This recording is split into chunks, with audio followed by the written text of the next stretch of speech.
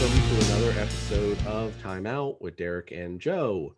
For Joe Azalina and Phil Engel, thank you for taking time out of your day to spend some time with us. Phil, thank you very much for joining us again to talk about some AL East previews. Yeah, thanks guys for having me on. I think this is my third time. Always a fun time to talk some baseball, and this is the best time of the year. So I'm glad to talk some AL East with you guys. And Joe, obviously, as I said, AL East is what we're talking about today. Yeah, the AL East to me is I think it's the second best division besides the NL East. I think it goes NL East to AL East. We're gonna realize, I think, real quick how many talented players are on each team. So that there's not a lot of weaknesses on these teams. So and Derek, that brings us to maybe the weaker team of the whole division, though. Yes, so we will start with the Baltimore Orioles, who, believe it or not, did not finish in the bottom of the division. Last year they finished in fourth place. They were 25-35. Coach Brandon Hyde is back for his third season. He has a total record of 79-143. I'm going to throw out this time around the Las Vegas over-under odds as far as wins. So they have Baltimore at over under 63.5. We'll just start with some key additions and subtractions. Key additions for the Orioles: Freddie Galvis is coming in, Felix Hernandez, Wade LeBlanc, and Matt Harvey. And some subtractions are Alex Cobb, Jose Iglesias, Hanser Alberto, and Renato Nunez. Phil, let's start with you. What can the Orioles talk briefly about what you learned about the Orioles, and what can they do in order to continue their what seems like a positive trend that they started last year and not as a bottom dwelling team? Well, unfortunately for the Orioles fans, I think there will be a bottom dwelling team this year. But I think what the O's can do is just kind of rely on those young guys coming up. They got a pretty talented farm system. They got some guys to look out for. Some guys made a splash last year. Ryan Mountcastle, Anthony Santander, DL Hall, DJ Stewart, a couple of those guys. I think and a couple guys in the rotation too. So John Means, Dean Kramer, John Aiken too. I think those guys can continue to blossom. I think the O's can have some bright years ahead. Probably not in 2021 though. But I think probably Joe, you could probably talk about this guy a little bit more. I think out of all the young guys I mentioned, I think there's one guy that might make his debut this year. Adley Rutschman. He's probably someone O's fans can keep an eye on for sure. Yeah, Adley Rutschman is their number one prospect. He was the top selection in 2019, so a guy that they're coveting. I don't think he's going anywhere. And he just has to be, I think, consistent. If he's 23 years old right now, Phil, I think you're right. I think if he's not up this year, I bet you he's up next year. It's just going to depend on what they think about the pitching. And but I'll tell you, a guy to watch out for is Trey Mancini. He was injured last year, but 2 years ago, the guy hit 30 home runs. And the Atlanta Braves were rumored to be looking at him. I wouldn't be shocked if the deadline of a team that's contending doesn't go get him to play the outfield, because he really can hit. Very underrated. And I also say that, guys like Freddie Galvis and Yomar Sanchez hit 300 last year. Galvis is going to play really great defense. But Phil made a really good point, too, about Mountcastle. The guy knocked in 23 last year. So their young guys are where they're at, and they just don't have enough pitching usually. And I'll be interested to see if they can get out of last place. Actually, they played pretty good in the shortened season. I shouldn't say that. But in a long season, Baltimore's like the Marlins and the Nationals. I feel like they're just not there yet.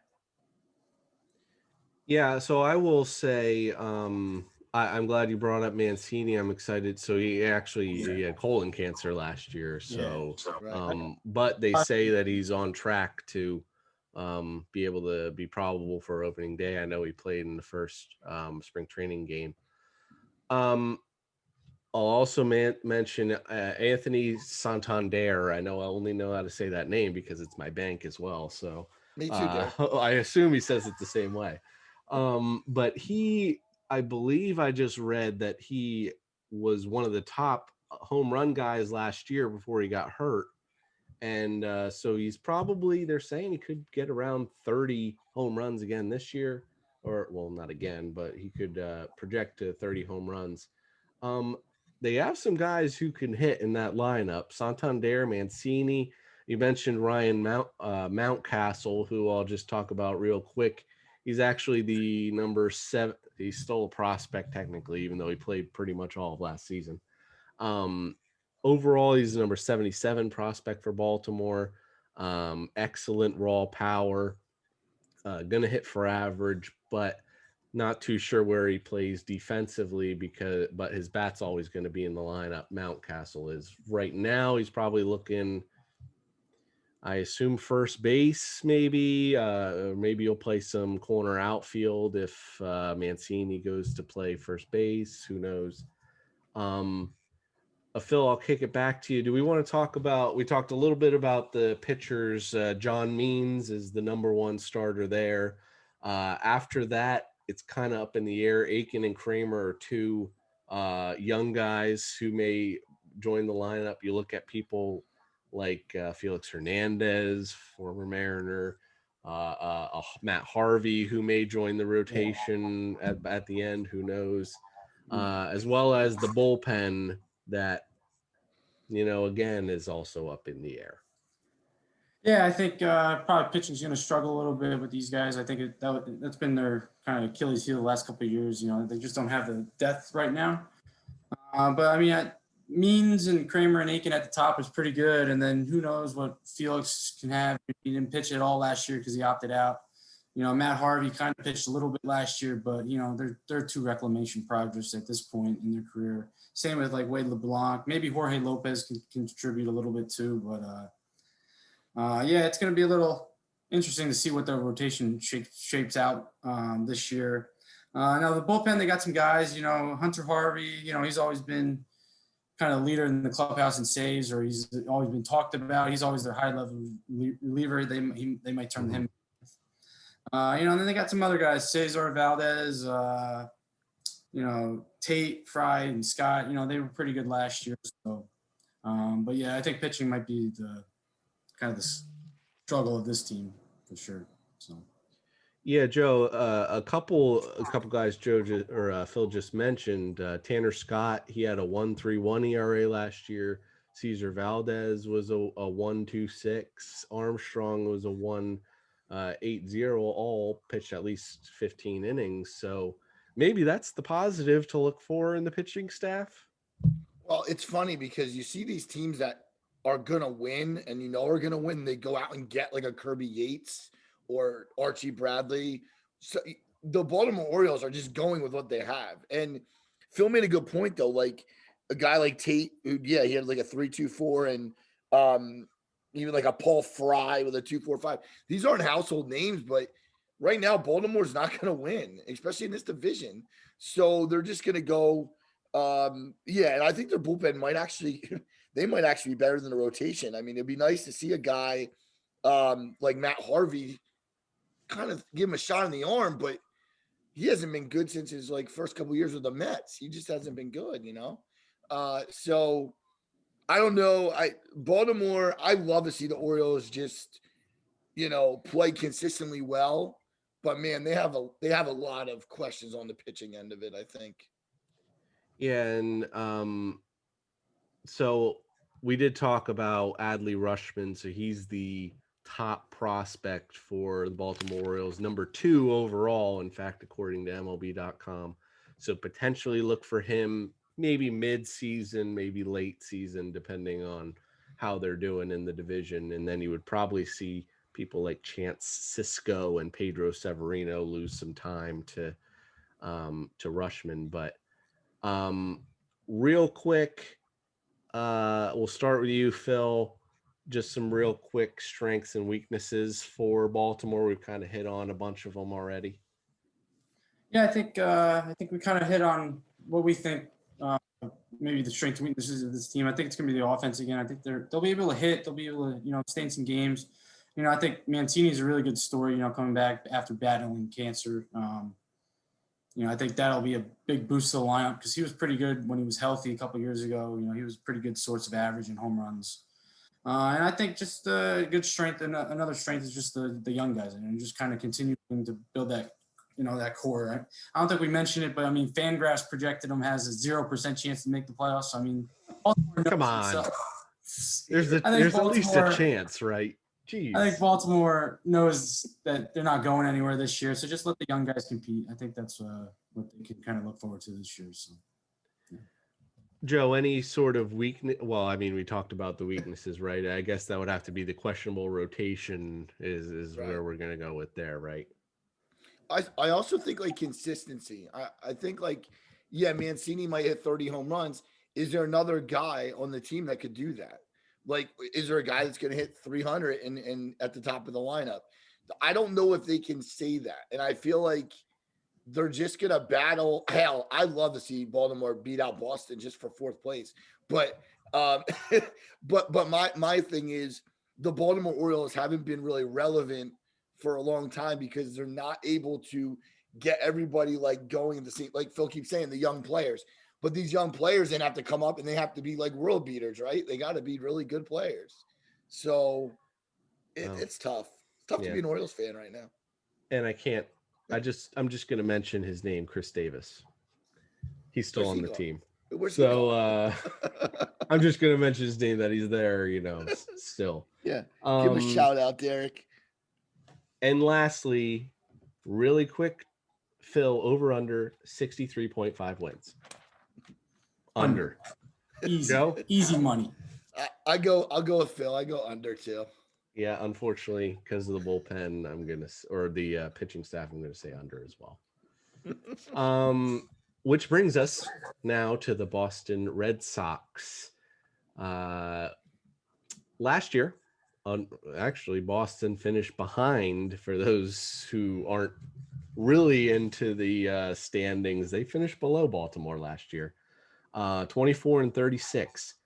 Alex Cora is coming back for a non-consecutive third season. For those that don't know, he was involved in the scandal with Houston. If you want to read about that, go ahead. But he is coming back now, and this will be his third season. For the first 2 years, he was 192 and 132. So he actually was pretty good when he was there with Boston. Well, Joe, we'll start with you this time. Well, I'll run through the additions, subtractions real quick. A lot happened with Boston. A lot of additions. Any that are going to make a difference? That's what I'm going to ask. But Adam Ottavino coming from the Yankees. Franchi Cordero is coming in the Benintendi trade. Hunter Renfroe, Enrique Hernandez, Garrett Richards, Marwin Gonzalez, and Hirokazu Sawamura, who is a relief pitcher. And then subtractions, CJ Chatham went to Philadelphia. Benintendi was traded away. And I think it can be said that Jackie Bradley Jr. is probably not going to come back to Boston. Yeah. So, Joe, I will reiterate, all of those additions, are any of them going to make any sort of difference to Boston this year? All right. Well, first of all, I look at two guys right off the bat, no pun intended.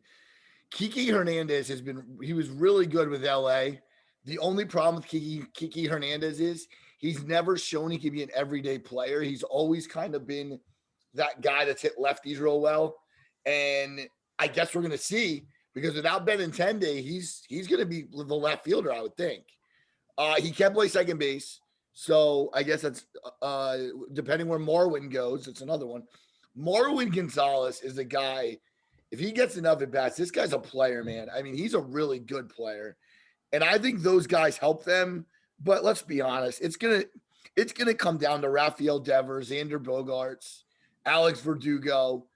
And Phil, as a Yankee fan, I guess the question is, how scared are you of Boston right now? I think we'll get to it, but I think there's another team that I'm more scared of than Boston in this division. But I think we didn't even mention that a couple more additions are coming from in-house. You know, Eduardo Rodriguez, he had really bad COVID complications last year, but he's back and healthy. That'll be a big help to the rotation. I think he's going to be back at some point. I don't know how effective he's going to be, but also Chris Sale, he's going to be back, coming back from Tom John surgery. So those are two big in-house additions as well. And I don't know if you mentioned Hunter Renfroe as well, Derek, but he's also that's a big one too. And then so yeah, I think but I think Boston will definitely be better.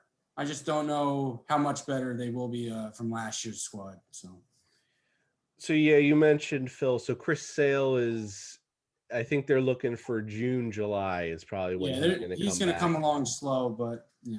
And yes, Eduardo Rodriguez from technically myocarditis, carditis, yeah.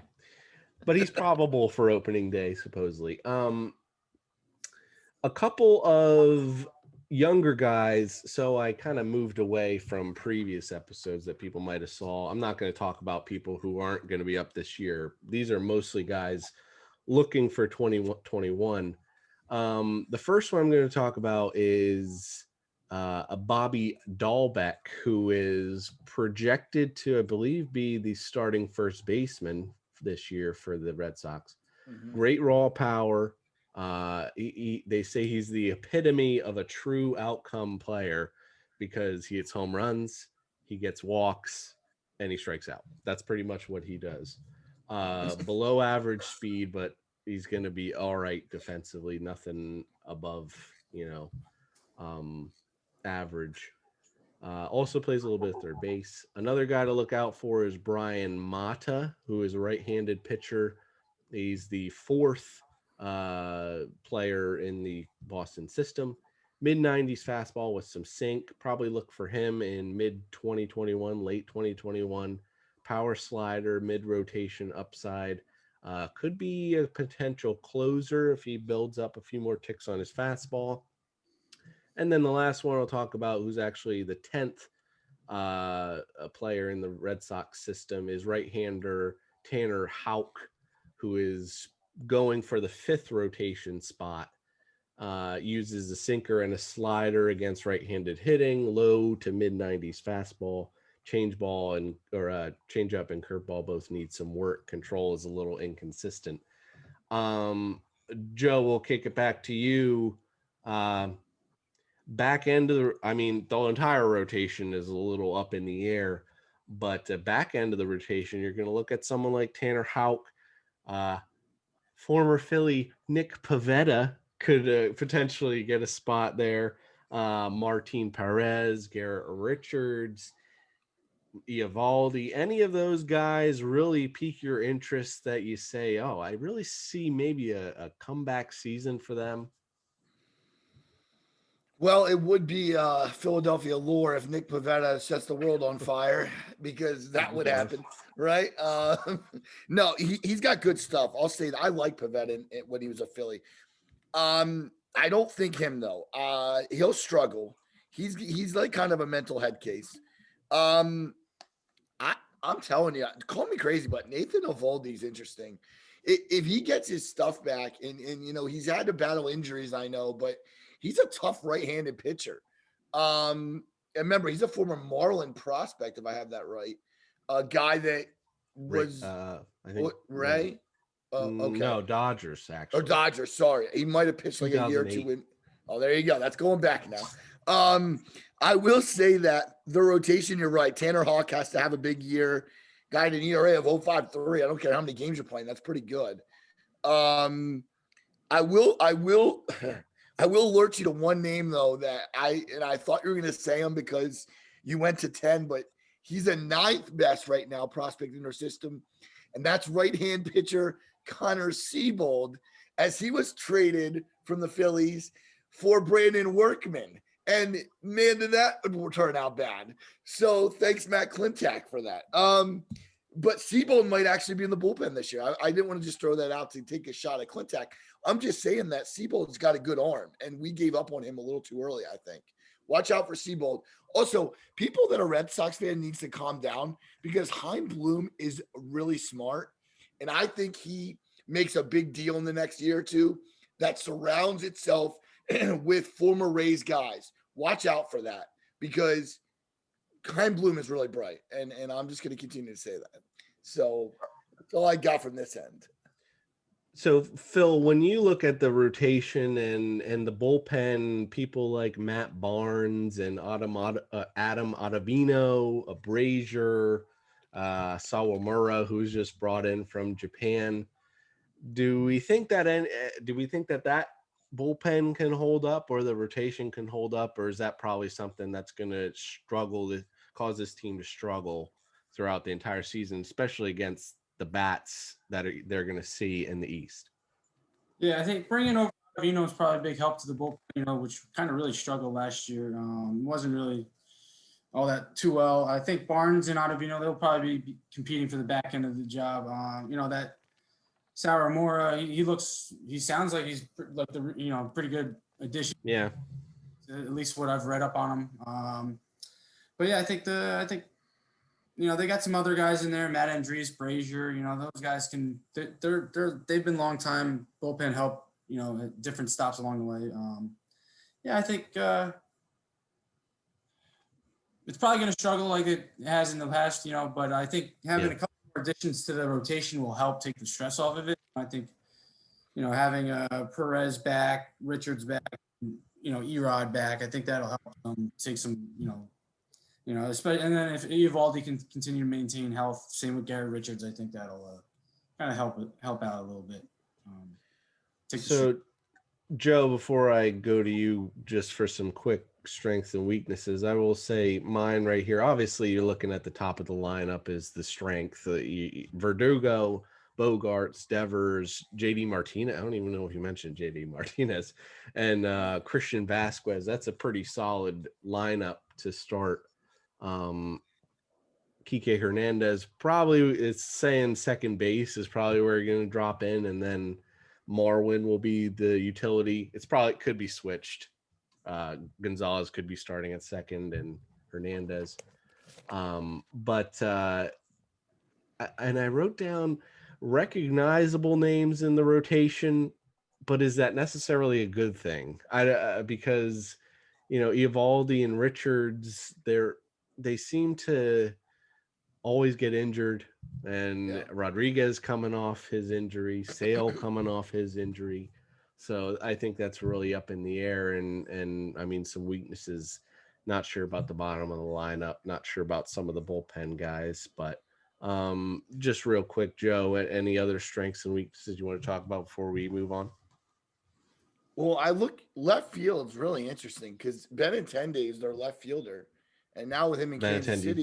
Yeah. Right. So if it's not Kiki, is it going to be someone young? I mean, is it going to be Verdugo can play left field, right? I mean, you have Verdugo and then Renfro. Renfro, thank you. And JD really can't play the outfield anymore. He's like Marcelo Ozuna. So the only thing I can sit there and say is maybe Verdugo's your center fielder. And then you have Kiki Marwin split time and left. You could do that. But again, Michael Chavis has to take second base. So they do have a couple things kind of up in the air right now. I will say this. There could be teams that trade guys that could fill positions. I just heard today on Philly radio that Scott Kingery might not make this team. If Hazley rips apart center field or Herrera rips apart center field, I just wonder if the Red Sox don't look at a guy like that because he could play multiple positions. So I'm not saying I'm right. I'm throwing it out there because there's guys like that. Nick Senzel's another name to watch out for. We don't know what the Reds are doing. I'll say real quick, I don't think that they need someone like that because I think they already have two of those guys when you look at Hernandez and Gonzalez. I think it's probably going to be this Franchi Cordero guys who they're looking out at left field.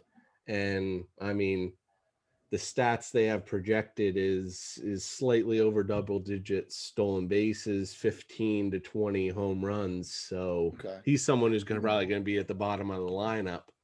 So Well, the if someone strengths like that can really, yeah, you're right. The strengths are definitely the bats in the middle, right? Devers can get hot, and Phil knows that being a Yankees fan. You see these guys, Bogarts can hit, you know.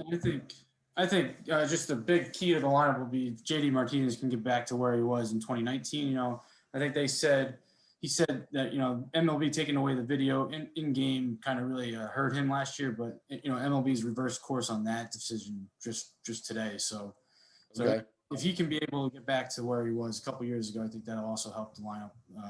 You know, to go in addition to Xander Bogaerts, you know, and Devers, and then I've heard that Christian Vasquez has dropped. He's put on a lot of muscle, dropped some weight. He looks like, you know, if he can, because he had a pretty good couple good start to the year last year with a couple of solid weeks, and then he kind of tailed off. But if he can in that, that's a pretty good middle of the order bat in that 6-7 spot in the lineup. So Yeah, for right. sure. Good name to throw out there. yeah. Joe, real quick, over under 79.5 wins for Boston. I don't know if I said that. The over under for them is 79.5. Which would put them one game under 500 if you go. Oh my over. gosh, that is ridiculous. I got to go under here. I don't think I can talk myself into going over. I'm going to go under. Just the pitching alone scares me. Phil? I think they're going to go over. I think they're going to be in that 81, 82 range. I think they go over, but not by much. I was gonna say slightly, very slightly. I mean, it's Vegas, right? They're supposed to hit on it, basically. Yeah, true. So true. I think it'll be slightly, very slightly over. I'm bad with over under, Derek. So we move on now to the New York Yankees. As last year they finished actually second place in the division at 33-27. They lost 3-2 to the Tampa Bay Rays in the NL Division Series. Coach Aaron Boone is back for his fourth season at he's actually doing very well. 236 and 148. We'll talk about the additions, subtractions real quick. Some additions for the Yankees this year. Jamison Taillon traded from Pittsburgh.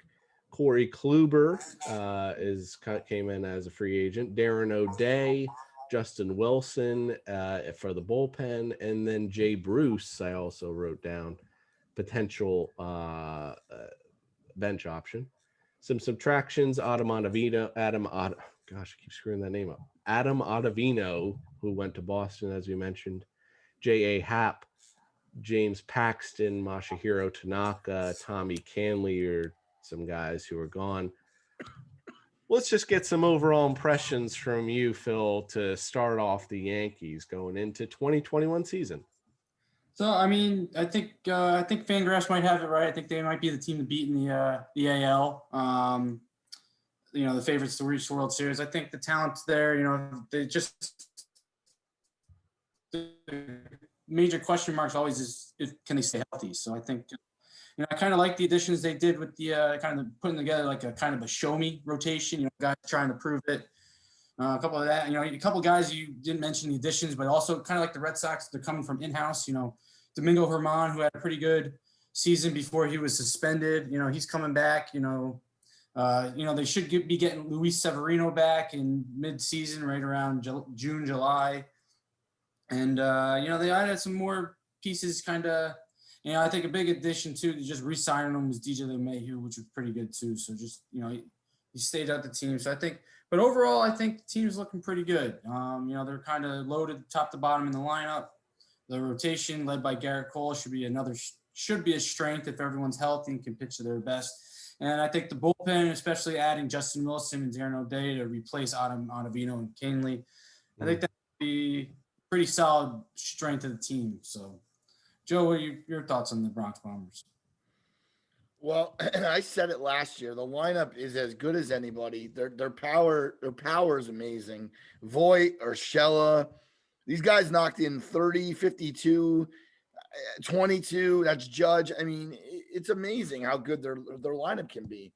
Um, the one thing though I have to ask is that Corey Kluber, to me, we know how good he can be. If he isn't, or Tayon isn't as good, they've already talked to Cincinnati about Castillo. Do you do that, and what don't you give up? I mean, I heard I heard they wanted Torres. I know if you're the Yankees, you don't want to give up Gleyber Torres, but do you see that as a possibility? I don't think they'll go Castillo. I think they have a lot of in-house options. I kind of mentioned Herman and Severino, but we also didn't mention Jordan Montgomery, who's pretty good, solid fourth or fifth option. Devi Garcia, who really showed what he can do at the big league level last year, They're and deep. he's hurt right now, but it doesn't seem like it's going to be a season ender or anything like that. But Clark Schmidt is another top prospect that might come up and have some big league innings this year. So I think the Yankees have enough in-house where they don't need to make a big splashy trade like that. Even though the rumors are out there. So, but Right. I think they'll just I stay think in-house. I think that was actually a very good point to start off on there, Phil. That they had a lot of show me guys here that they gave deals to, and um, when you look at the rotation to start, obviously Garrett Cole. He's, if we're going to talk about strengths, that's probably the this overall strength on the Yankees right now. But you look at a Kluber, a Tyon who's coming off Tommy John. But they have people you mentioned like Montgomery, Herman. Who knows what you get out of Severino when he comes back?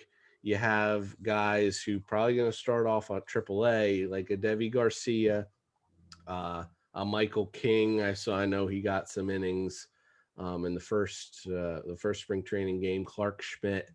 So there's a lot of depth there to pull from a Sachin from Colorado. Who knows if he gets some innings this year?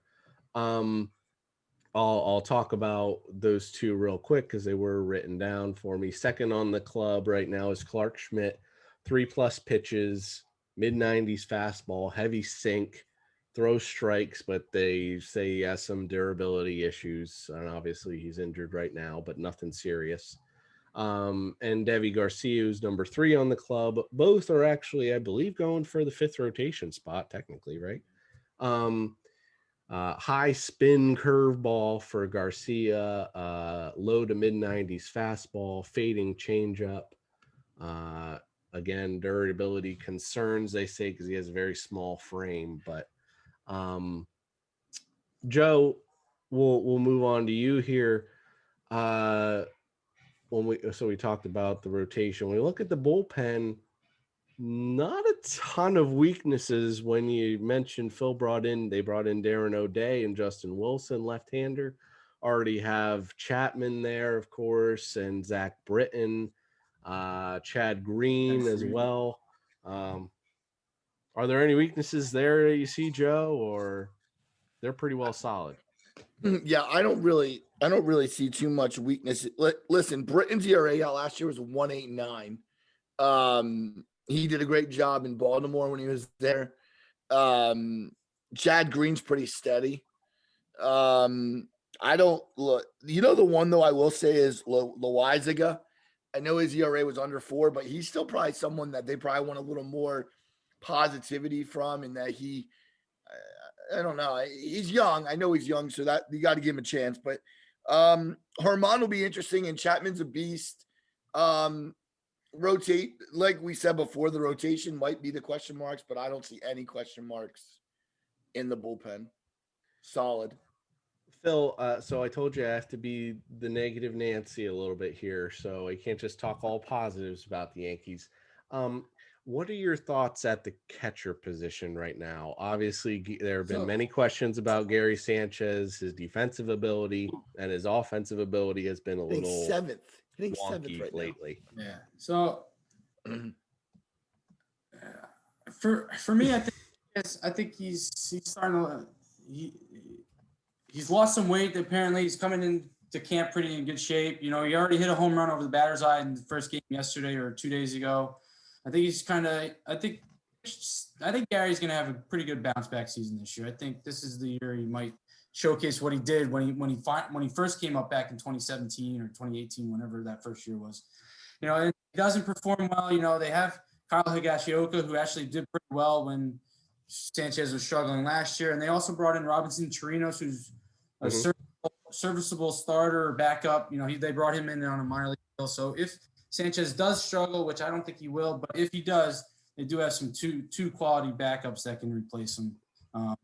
And, you know, they don't have to do much in that lineup. You know, they just have to be competent catchers. So, which I think both of them can be. And the last thing I'll throw in, when you look at their lineup, starting lineup projected in comparison to most other lineups, there aren't a lot of left-handers. Does that give you any worry whatsoever? I mean, you look at the bench, maybe guys like Tyler Wade or a Mike Talkman. I don't know. I would assume Gardner and Bruce are both kind of going for a bench slot as well. Any worries whatsoever when it comes to not really any, except for Aaron Hicks as a switch hitter in the starting lineup? No, I don't think so. To be honest, I don't think so. I mean, yeah, I think there's too much talent, you know, there. I don't think it matters, you know, if they're all right-handed or. Well, so Joe, we'll just go real quick to you. We kind of again ran into it pretty well, but strengths, weaknesses for the Yankees. Oh, I mean, the strength is their power. If Stanton stays healthy, they're scary good. Look what they did in Cleveland in the playoffs against Cleveland. That was a huge game, and it was fun to watch. Anytime you have Aaron Judge, Aaron Hicks, these guys are really just good hitters. As a weakness, oh man, I know I'm going out on a ledge here, but I just want to say they need Kluber and Taillon to pitch really good, because if not, you're waiting on Severino. You don't know how he comes back. I'm going to say the rotation is a little bit of a weakness, not by much. Don't get me wrong. It's a little bit of a weakness. This team is as good as anybody in the American League, and I still put them up against many teams in the National League. No, I think you're right, Joe. I mean, if you're going to point out a question mark with this team, which is pretty solid top to bottom, I think it's going to be the rotation. There's a lot of questions mark. I mean, Kluber's only pitched like 30 innings in 2 years. Taillon's coming back after his second Tommy John, and so I think this one actually was a shoulder surgery. Yeah, it was. Injuries too. He hasn't racked up a lot of innings lately too. And you know, Herman, you know, he's coming back from that suspension, and he really pitched that well. I think he pitched in the Arizona Fall League or one of those fall league, and he really didn't pitch all that great. But and then Severino, you know, he's coming back from Tommy John's surgery too. So I think there's a ton of question marks in that rotation. So if you're going to pick one weakness on this team, I think it's the rotation for sure. But I guess if you can get in that group, Kluber, Taillon, Severino, if you can get one of those guys to pitch the way that they did in previous years, I think they're pretty well set, especially with one Garrett Cole right at the top of the rotation. Yeah. Phil, 95.5 wins over under projection from Vegas. I think we might see, you know, in the first 2 years of Aaron Boone's tenure, you know, they've reached 100 wins, you know, before last year with the COVID shortened year. I think this year will be another 100 win season for the Yankees. So I think they'll be over that total. Oh my God, again, this is so hard. You know what? I'm just going to say, even though I pointed out the rotation weakness, I'm going to say the bats and the defense are going to put them to 100 wins. I agree with that. I think they go 100 wins too. I'm going over, Derek. I really think it's going to depend on these next two teams, and I think it's going to be slightly under. Give me 94, 95 is what I'll say. No offense, Phil, but it's a very long season, so I think they also probably a Braves fan. Still He win. can- Well, they still win the division, I Paid by think. the But Braves. right. so that will bring us on to our next team here. We have the Tampa Bay Rays. Last year, the Tampa Bay Rays finished first in the division at 40-20. They lost 4-2 to the LA Dodgers in the World Series. Coach Kevin Cash, the longest tenured, actually, 7th season in Tampa Bay, 454 and 416 is Kevin Cash. Some additions and subtractions for the Tampa Bay Rays. Pretty interesting, actually. I'm interested to see your guys' thoughts. Additions, they brought in Francisco Mejia and Luis Patino in the Blake Snell deal, Michael Waka, Chris Archer, uh, Rich Hill still going. Colin McHugh is another one they just brought in. Some subtractions. Blake Snell is now gone. Jose Alvarado went to Philadelphia. Charlie Morton went to Atlanta.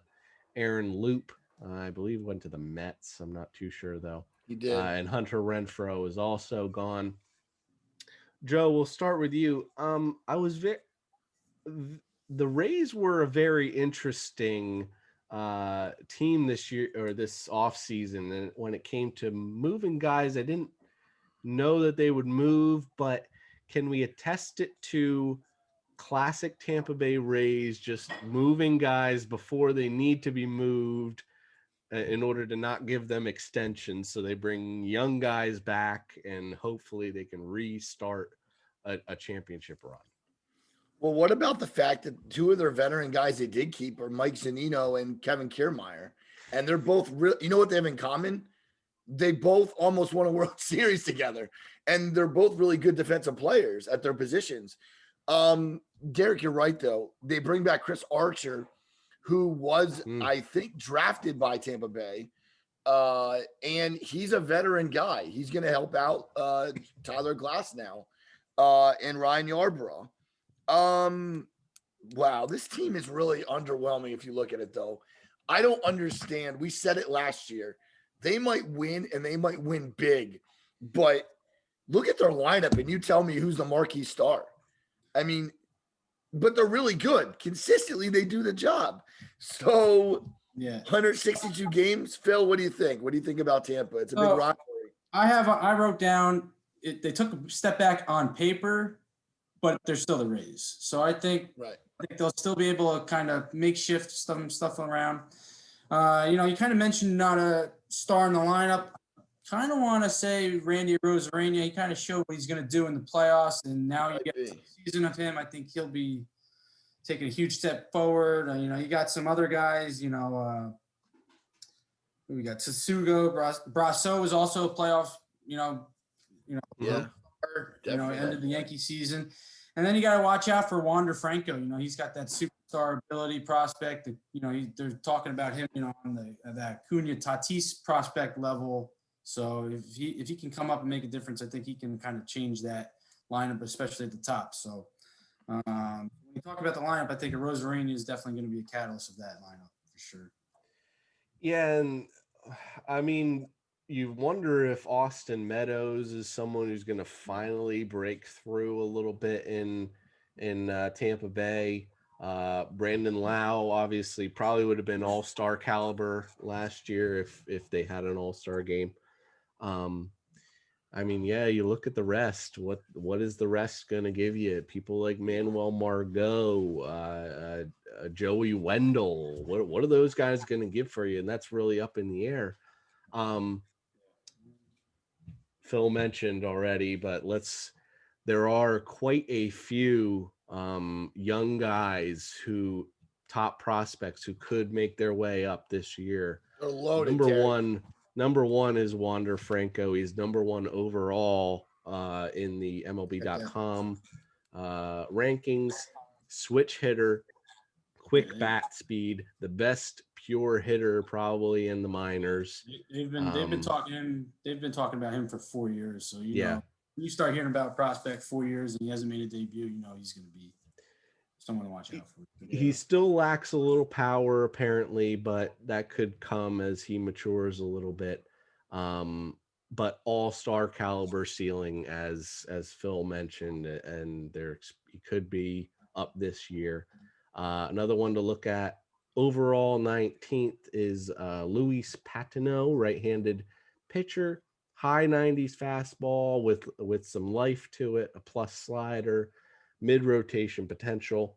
Vidal Brujan is second base shortstop, overall number 50. One of the best base stealers in the minor league, supposedly. Hard contact switch hitter, rangy at second base. And another one to look for is Brandon McKay, left-handed pitcher, overall number 72, plus command, above average with 4 pitches, low 90s fastball, upper 80s cutter, throws strikes, mid rotation guy. Phil, I'm going to kick it back to you because I know Joe talked it briefly, but what do you think about the rotation? They got rid of Snell. Who else did they get rid of here? Charlie Morton is gone. Chirinos is not healthy. So you got a Glass now, Rich Hill, Archer, Yarborough. Yeah, I think it's going to be Glasnow and Yarborough at the top, and then it's going to be pretty fun to see who gets the innings rotation, I think. But I think they have a perfectly set up to be, to do that following thing that they do where they have one guy for a couple innings and then they have opener. Yeah. The opener. I think this rotation or the guys they have on this team is set up perfectly for that. They also brought in, not sure if you mentioned him too, but they also have Michael Wacha that's probably going to get some innings too. And then, but yeah, I mean, most of these guys haven't been going 6-7 innings, so it's going to be interesting to see how they set it up, I think. But like I said, I think Glasnow and Yarborough will lead the team in innings, but then again, how many innings is that going to be? It's going to be it'll be interesting to see if it's going to be interesting to see if anyone tops 150. So it'll be interesting to see how Kevin Cash gets creative with it.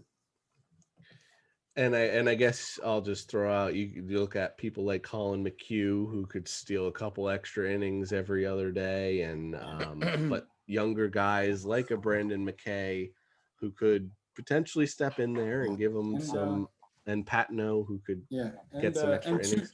And 2 guys I didn't mention, Josh Fleming, who had a pretty good year last year, and then the youngster Brent Honeywell. He's battled some injuries, but he's supposed to be getting ready for a return.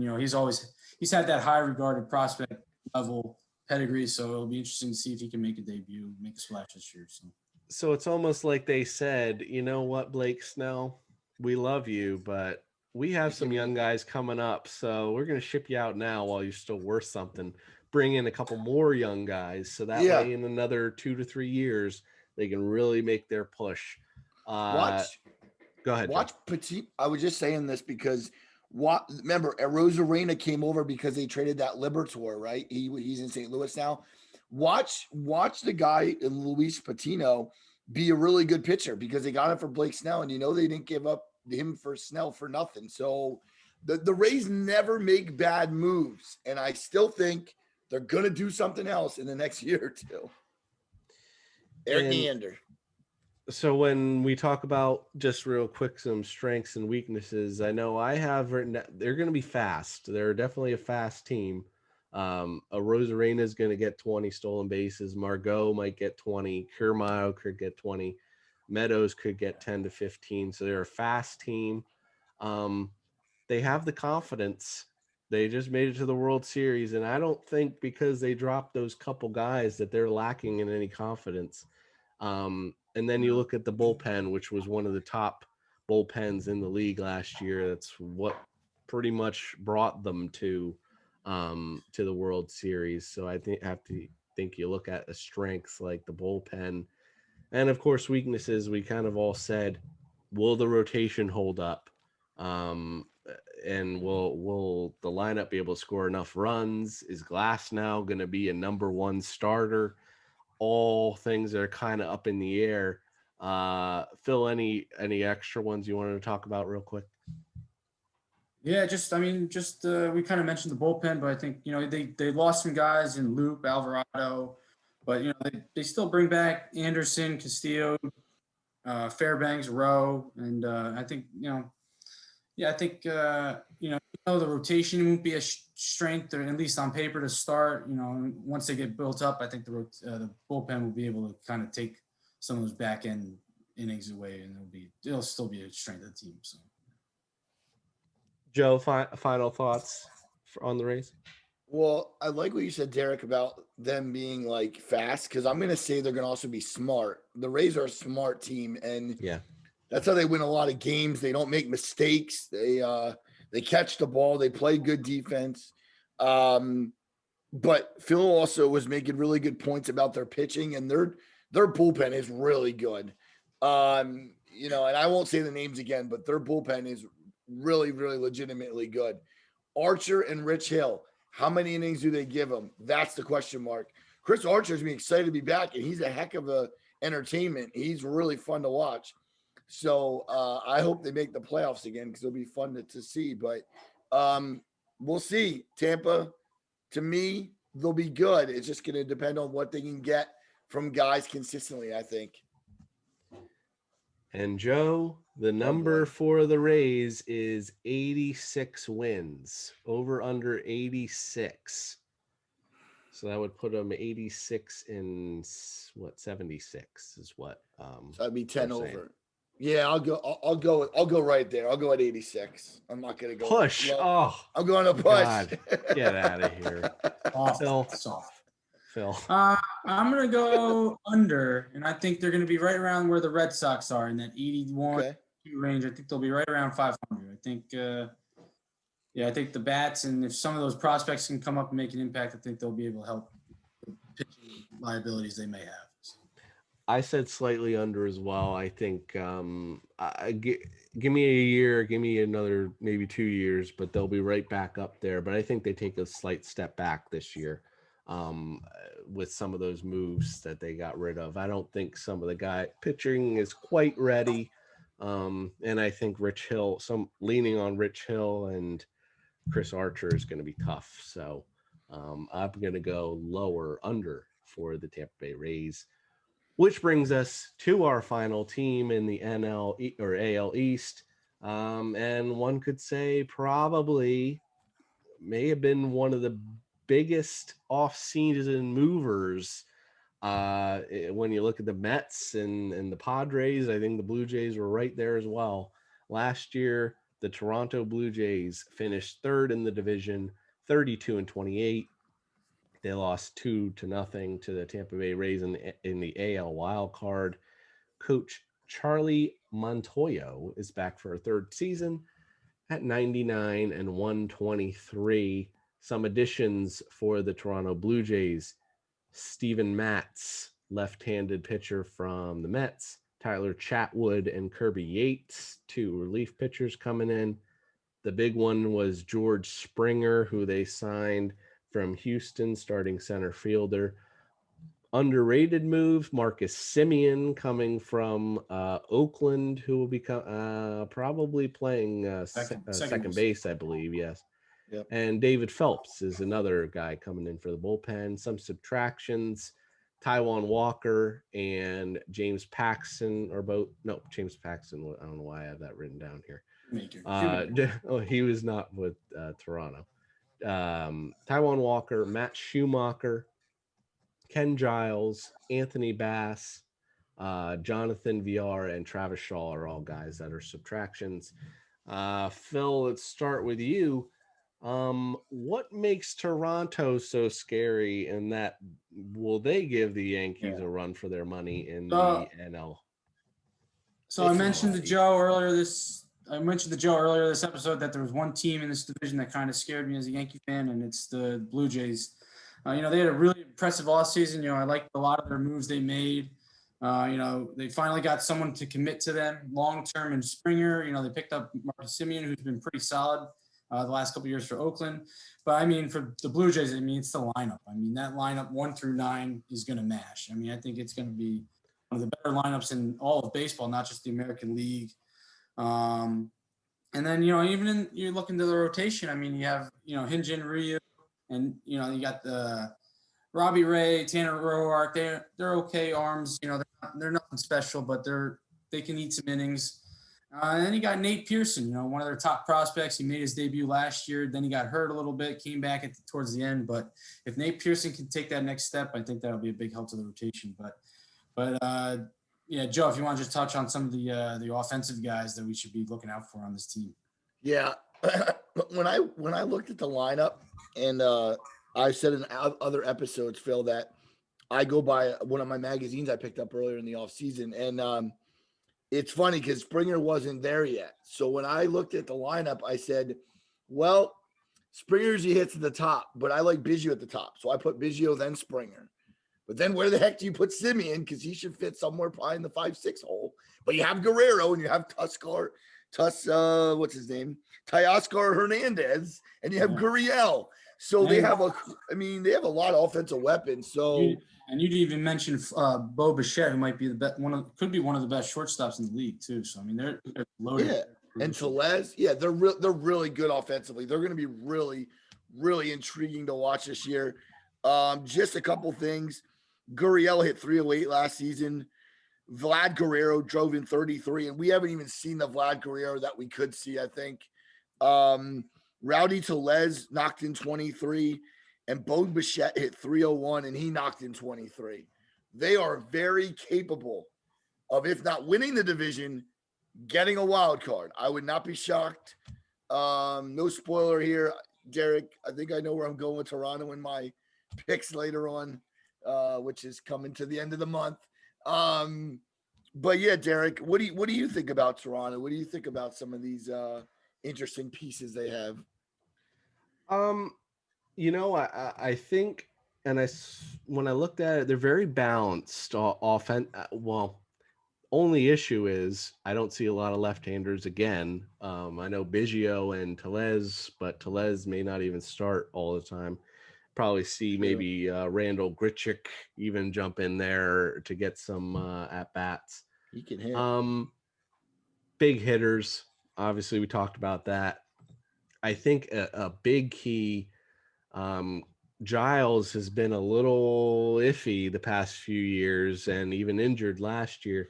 Bringing in Kirby Yates, I think, is going to be a pretty big deal for them to finally close down that closer's role. He was a little sketchy last year, so if he can get back to his 2019 form, 2019, he was a 1.19 ERA and 41 saves when he played for San Diego. So very big deal bringing him in. And you mentioned Hyunjin Ryu, who was one of the best pitchers in the league last year, I believe, in the final 3 for the Cy Young Award. When you look at some weaknesses for them, though, after Ryu, what do you have is really what's in the – and, I mean, it seems to be all around Major League Baseball is after your first couple, who do you have at the end? What can you put on Tanner Roark? Can Steven Matz become the pitcher that he was when he first came up and not the over 4, almost 5 ERA that he's shown for the Mets for the past few years? Can Robbie Ray step up and be a top pitcher, or is he going to give up his walks and home runs? And Phil, you want to jump back in? I was just going to mention another guy, Ross Stripling. He's had some flashes with the he's another guy to watch out for in that makeshift rotation that they're going to be patched a little bit. And especially, and they also have a young guy, Trent Thornton, too. Just keep an eye on. Oh, yes, lefty. Yeah. The 2 names I'll mention as far as prospects, Phil said Nate Pearson. He's the number 1 in the system, still technically a prospect. Power pitcher, high 90s to triple digits fastball. Best slider in the system. He's improved his changeup. 6'6", big guy, downhill plane. Ceiling is pretty much as high as anyone in the minor leagues. So he could be one of the best top of the rotation guys in coming years. And another one to look out for, especially if we don't see any progression from Danny Jansen at catcher. They also have Alejandro Kirk, who is number 6 in the system, potentially looking mid 2021 to late 2021. Good natural hitter, hits for average, not a ton of home runs, but good plate discipline, solid arm strength, someone to look out for Toronto. Any quick strengths and weaknesses we might have missed, Joe, for Toronto? Well, I think a strength is some of these, like Phil was saying, Bichette's young, Biggio, they came up together. How good is Guerrero? Can Guerrero keep losing weight? Because he is a big guy. And not as tall as his dad, I don't think. Go ahead, Phil. No, I was just gonna say they did say he slimmed down pretty much a Oh, lot good. season, so he is in better shape this year than he was last year. So Oh, good. yeah. That's good. Oh, good to know. Well, and then I just think like we did touch on the rotation. I mean, their arms out of the bullpen. I saw a couple games from Toronto last year. They're really throwing hard. Anthony Kay's a hard thrower. Baroki, he's not very bad either. These guys are pretty good hard throwers. So same with Romano and Dolis too. Those two right. guys, those guys were going to compete for saves before they brought in Kirby Yates. So they got 3 guys at the back end. Should be pretty good. I think their weakness might end up being in the AL East. I think that could be their weakness. they're a pretty good team. I mean, it's just what are the Yankees and Rays going to do? I think it's going to be a 3-team race though. Well, and that'll bring us to the over-under for the Toronto Blue Jays is also, as well as the Rays, it is also 86 is the number for the Toronto Blue Jays. So that, again, that would be 86-76 that Vegas has them. Phil, we'll start with you. 86 over-under for Toronto. My initial thought was kind of push. I think they're going to finish with that. There you go. They're in that 85-86 range. I think they got the offense to kind of carry that team. I think so. All right. I'm not going to go push here. I'm actually going to go 84. So I'll take the under on the 84. Yeah.